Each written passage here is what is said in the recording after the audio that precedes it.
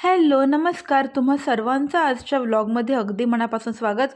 तर तुम्हाला मी म्हटलं होतं की लाँग व्हिडिओमध्ये हर्बल शॅम्पू कसा बनवायचा घरच्या घरी ते तुम्हाला सांगेन. तर इथे बघा मी याच्यामध्ये ना सर्व पावडर एकत्र करून ठेवलेले आहेत. तर याच्यामध्ये आवळा पावडर, भृंगराज पावडर, जास्वंद पावडर, शिकेकाई पावडर आणि रिठा पावडर अशा 5 पावडर एकत्र केलेले आहेत.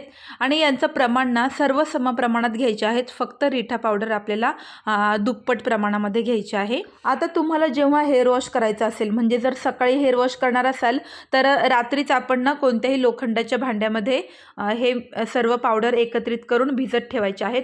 इथे मी लोखंडी तवा घेतलेला आहे. त्याच्यामध्ये ज्या 5 पावडर मी सांगितल्या त्या एकत्रित घेतलेल्या आहेत. आणि मेथी व कढीपत्त्याची सुद्धा माझ्याकडे पावडर होती, तर ती सुद्धा मी इथे घेतलेली आहे.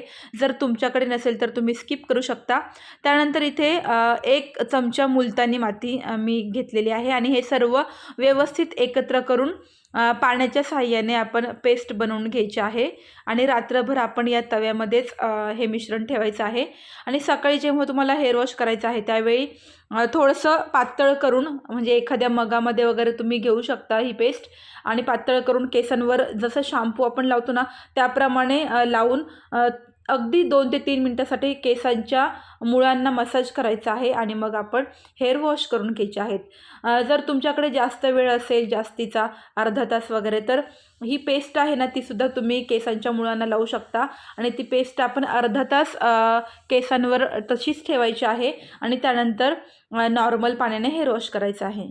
आता समजा एखाद्या वेळेस जर तुम्ही रात्रीचं हे मिश्रण बनवून ठेवायला विसरलात तर काय करायचं, जेवढी तुम्हाला पावडर घ्यायची आहे ना ती पातेल्यामध्ये पाण्यात 10 मिनिटासाठी छान उकळून घ्यायची. आणि मग ती नॉर्मल झाल्यानंतर त्याने हेअर वॉश करू शकता. अशा प्रकारे अगदी सोप्या पद्धतीने हर्बल शॅम्पू तयार करून बघा आणि त्याचा तुम्हाला काय रिझल्ट मिळते ते सुद्धा माझ्यासोबत नक्की शेअर करा.